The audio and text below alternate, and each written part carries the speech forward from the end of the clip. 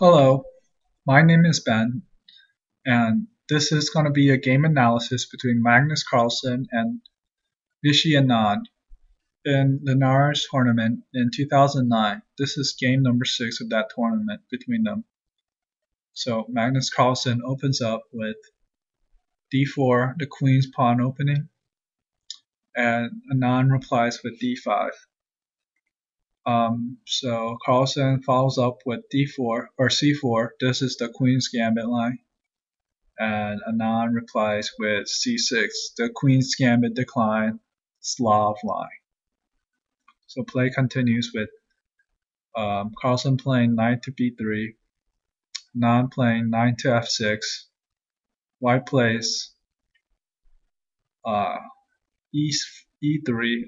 closing off and strengthening this structure here. And Anand plays pawn to c6, sort of mirroring his move, but also have this very nice V structure for his pawns. Carlsen continues with knight to g3, and Anand plays knight to d7, connecting his knights, developing his knights. And now Carlsen plays queen to d2. The idea here is to have a very strong diagonal, on this diagonal, and later, not in this game, but later in other games, players have this idea of bishop to f3 having a very strong control on the light square diagonals here. So Anand plays his dark square bishop d6, and this is the move that sort of defines this game. Well, not really defined, but this is the move that sort of changes the tempo a little bit, changes the position, changes the structure. And this is a sort of a book line. Carlsen plays pawn to g4, giving up a pawn temporarily. He's going to get it back later. But this move really opens up the king side for an attack. So Carlsen plays pawn to g4. Anand captures with his knight. Carlsen plays rook to g1, attacking the knight. And soon, when the knight gets out of the way, he's going to take on g7, recovering the pawn here, and both sides would have their king side blown open. So Anand have several options here. You can either play his knight back, you can play pawn to f5, or you can play queen to f6, which is the move he played. Let's look at the line where pawn to f5, which I think is a pretty good move because it's going to block off this, it's really going to block off this light square diagonal. Knight back is sort of passive, and I think queen to f6 is overtly aggressive, and you'll see why, because that was the line that was played. So let's explore pawn to f5, protecting the knight and also blocking off the light square diagonal. So the move continues, h3, kicking the knight away. And now rook can capture on g7, opening up the position. Right now, nothing is really being attacked, so Anand doesn't really have to deal with this rook right away. So, knight here to e4, develop the bishop, and then the queen can come over here, attacking the rook, chasing it away, and it's going to be a pretty good game from here. Bring the knight over, because the king side's opened up, and this is where the action's going to be. King's going to castle queen side. After bishop to d7, black king can also castle queen side, and it's going to be a pretty dynamic game. You can see the structure here. If I can either get locked up or you can take and open up the C file, and both kings are going to be there, so there's going to be some attack along there. There's some pressure in the center. Black has a piece in white's territory, the knight, so most likely that's going to be traded off. Probably going to capture towards the center with this pawn. So black's really going to have a kingside space advantage, while white is going to have better position pieces because this knight here is in the back. But that doesn't happen. In game, we have queen to f6. And what this move does is it counterattacks white's knight. So Carlsen takes the knight on g4. Anand takes knight on c3, attacking the rook. Rook takes back the pawn. And this pawn's being attacked, so either the knight can come here attacking or protecting this pawn, or it can come here protecting the pawn. And the move that Anand chose was this, knight to f6. So what this move really does is it's being aggressive with the knight, but I think it's probably better to play knight to f7, even though it's more passive, because it allows the queen to retreat to this square and get back, safely within the black's territory. You don't want your queen out in the battlefield, in the middle game. Or, well, you do want the queen out in the battlefield, but usually from the back, extending her long ranges to the enemy position instead of actually being in the vicinity of the enemy position. So knight to f6 sort of really blocks out this queen from black's territory, black's control, and it's sort of stranded. So since this pawn was attacked by the bishop on d6, it pushes up. And now Anand doesn't really have any good moves, especially with this queen here. So he offers up a queen exchange. And right here, this queen exchange, we have to think about who it really benefits. It benefits white here for a very important reason, because when the queens go off the board, you can tell the only piece that can capture or recapture is this pawn here. And now black's going to have a double pawn. And when the queens come off, it usually signals, the beginning of an end game. Not necessarily the end game, because there's still a lot of pieces out on the board, but having double pawns towards the end is not great. And not only that, because this pawn is here, the pawn on e6 is going to take on f5. This pawn on c4 can also take this pawn here on d5, and then the pawn on c6 has to recapture, and there's going to be an isolated pawn. So you're gonna see that there's gonna be pawn here, pawn here, and pawn here, and that's gonna cause some trouble for black in the end game. So the play continues, a queen trade, and a pawn recaptures. Pawn on c4 captures pawn d5. Pawn on c6 recaptures, having this 3 pawns that aren't connected, and it's gonna be very hard for black to defend this. This is going to be a weakness for black, and white's going to exploit this. So knight to b5, attacking the bishop moves, attacking the king. So bishop blocks, and there's going to be a bishop trade. White has this really nice pawn structure here. Both of these sides are identical, but look at the black pieces. They're not really developed. This bishop haven't developed yet, and white hasn't really developed this white light square bishop, and that's what we're gonna see. Black develop his dark square bishop, but first he has to avoid the fork here. So he moves up. He moves up. He probably looking to get to this square, so the king can protect these 3 pawns. light square bishop develops, black's light square bishop develops to e6, and the knight's gonna have a fork here while the bishop's protected, but you know. So here Anand plays rook to g8, doing a rook trade.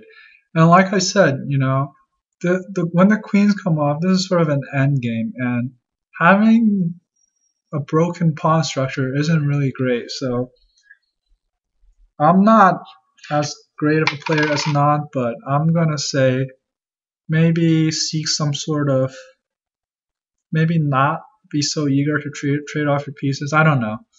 But so here we see in the actual game, knight takes bishop. And when I saw this, I asked myself, well, why not rook take rook and then knight takes bishop? Well, here the move order is important. As you can see, if rook takes rook, if rook takes rook here, what we're going to see is something very different than knight takes rook. So we have rook takes rook on g8, rook recaptures, knight takes bishop. Here the pawn can recapture the knight, and we have a repaired pawn structure, and this is going to be a draw because the only difference between the positions are really bishop versus knight. White still have a slight advantage because bishop is sort of stronger than the knight, but this isn't exactly an open position, so I would say it's probably even. And you know, rook can come over here, control the c file. Anand's rook is controlling the g file. This is a pretty even game.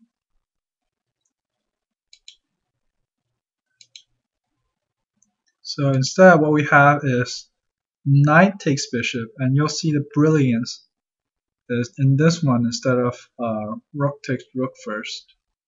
So knight takes bishop. The king has to recapture the knight because this pawn is pinned. So now the pawn structure does not get repaired, and now Carlsen can continue to trade off his rook. And now Anand recaptures with his knight because he, look at his knight. He can't really make any progress forward. It's all of his squares is blocked off. So has ideas of coming here and coming here. And now we sort of get into the end game because all we have is a minor piece and a major piece and some pawns. So we have some series of moves at first that might look very drawish. So we have just Carlsen pushing up his pawns, Anand moving his king over, ready to support his knight, which is going to attack this pawn here. Carlsen moves it up. Now it's going to reposition itself. It wants to get on this square, on d6. And d6 is going to support this pawn right here. So king attacks, pawn on f5, knight to d6, protecting the pawn. Rook to g file, g1, controlling the g file. And now the rook has to go back because this rook wants to really take out this pawn. Pawn pushes, you know, just some endgame technique. King over, nothing really to do, sort of a time waster.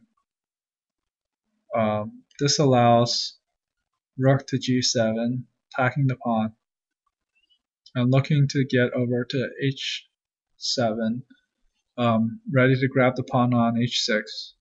So rook has to go to h8, protecting the h6 pawn. Bishop back to c2, ready to go to b3, attacking this pawn here, and ready for this pawn advance, breaking up his structure, black structure. So Anand move his rooks over to attack c2, sort of a time waster because he doesn't really have anything better to do, and the bishop's gonna go to b3 anyways, so it's sort of doing what the bishop wants to do. So the rook goes back to protect the pawn here. Here Carlsen sort of moves his rook back, sort of a time waster. Or I wouldn't say a time waster, but zugzwang.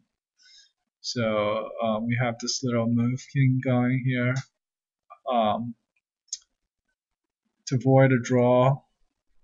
Or Carlsen moved to g2, to avoid a draw, because he clearly has the advantage right now in terms of pawn structure, and the king being stuck in the middle, while these pawns can protect themselves. The king can sort of venture out and grab his own pawns.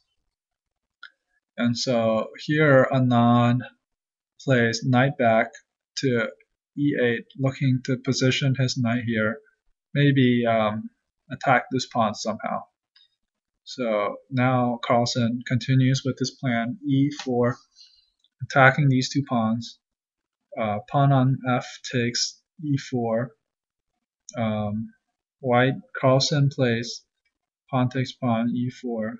This pawn can't recapture. The pawn on d5 can't recapture the pawn on e4 because it's pinned by the bishop. And so the knight comes, forking these two pawns.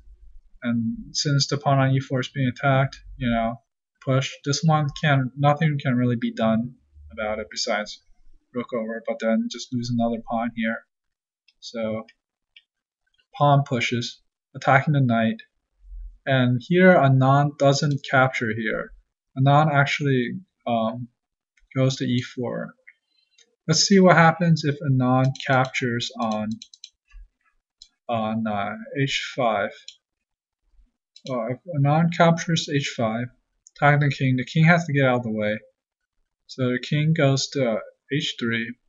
But then now the bishop can come to d3, attacking the knight, and since the rook is guarding the g file, this rook can't really come to g8, supporting the knight or anything. And look at where the knight can go. It can't go here, it'll be taken. Go here, get taken by the pawn, protected by the king, and then protected by the rook. So if he takes this pawn here, this knight's most likely going to be either stuck or lost. So that's no good.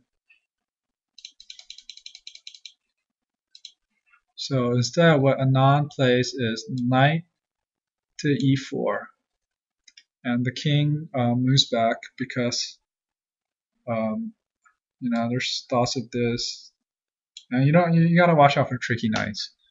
So here Anand, I wouldn't say make a mistake because the position is still drawable, but after this move, it's really not drawable anymore. He gives up his b pawn for exchange, and let's look at what happens if he doesn't do that. Let's say his knight goes to g5. We can have play continues, following sequence. This is sort of a time waster, but eventually either Carlsen gives a draw or he has to push a pawn. So eventually he's going to push up his pawn, and well, Anand can just lock up the position. If it takes here, there's a pin, and stuff's going to be, this pawn's going to get taken back. So we have some more time wasters, and as you can see, this is what the computer recommends. Rook takes pawn here. But in the end, it's just going to end up as a draw. You have some computer moves that just done as a variation. And we can see, even though Carlsen's down material, it's going to be a draw. So instead, Anand plays b6, and this is going to be a problem for black because now, even though before, now Anand can sort of really exploit these pawns, none of them being connected while he has a connected pawn. And now, or Carlsen, and now Anand plays knight to f2 attacking the king. King attacks the knight. Knight goes back. King comes up. This is sort of like a draw position, and but not really because, well, we'll see. And now Anand plays f6, attacking this pawn here. Carlsen plays rook to g6, pinning this pawn, attacking this h6 pawn. Well, Anand's going to give that up. Rook to c1, and now Anand wants his h5 pawn, or Carlsen's h5 pawn, but Carlsen plays bishop to c2, attacking the knight on e4. Well, king gives a check, or rook gives a check. The king gets out the way. Rook gives another check. King gets out the way. Now the knight attacks the king. King goes to e2, attacks the knight. And well, Anand has to do something about this pawn here. But this is sort of a lost position because this knight's under attack. So rook attacks the king, protecting the knight. King gets out the way. Here, Anand looks to go knight to c4, looking to go to e2, forking this, and maybe even attacking b2. So rook takes, pawn check. King gets out the way. Anand plays bishop to not Anand. Carlsen plays bishop to g6. Really sort of, having like this nice structure. You can't really be touched by the black pieces. It's really well coordinated pieces. And here Anand can grab this, but it doesn't really matter. Gets a check. King moves out the way. Grabs the base pawn, which I think is probably more important than this pawn that's blocked off by pawn on c6 and the b pawn, and pawn on b6. And so here Carlsen plays b3, kicking the knight. The knight sort of was going to attack the pawn anyway, so it just takes the pawn. The rook's under attack, so the rook takes b6. And now we have two pawns versus one pawn, a major piece and a minor piece.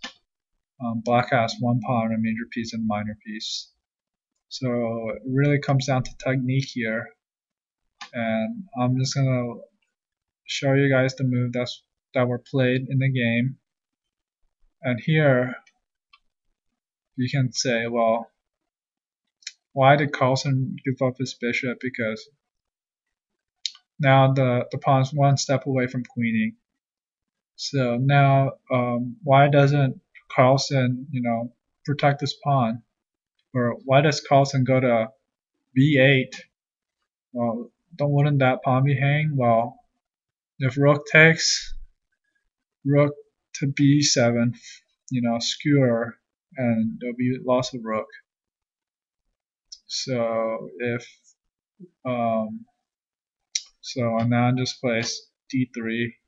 When this queens, you have thoughts of rook takes queen, rook takes rook, knight takes pawn, but Carlsen just defends that pawn. King comes over, maybe looking to take this pawn away.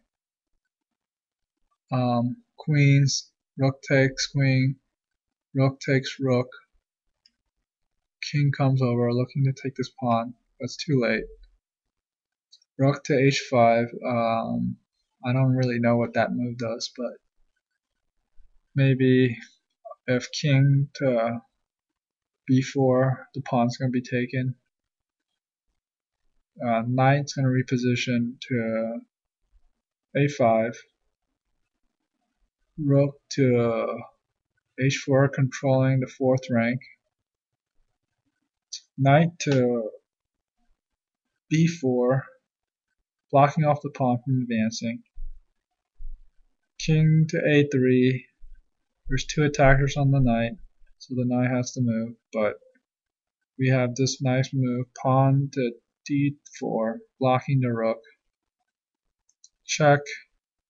Knight blocks the check. King can't really go anywhere. So king can't go forward because this pawn's controlling that square. And now the king comes back, ready to push up this pawn. Well, not really. What is the king doing? Well, I guess this is like a time waster move. And then here's a time waster. Comes back, comes back. It's going to be repetition. So Carlsen has clear advantage here. He doesn't want to draw. Rook to 4th rank, h4. We have this position again. Carlsen plays rook to h8. And then blocks the next check move. Because if Carlsen gets the check, you know, this knight is going to be gone. So preemptively he blocks the check.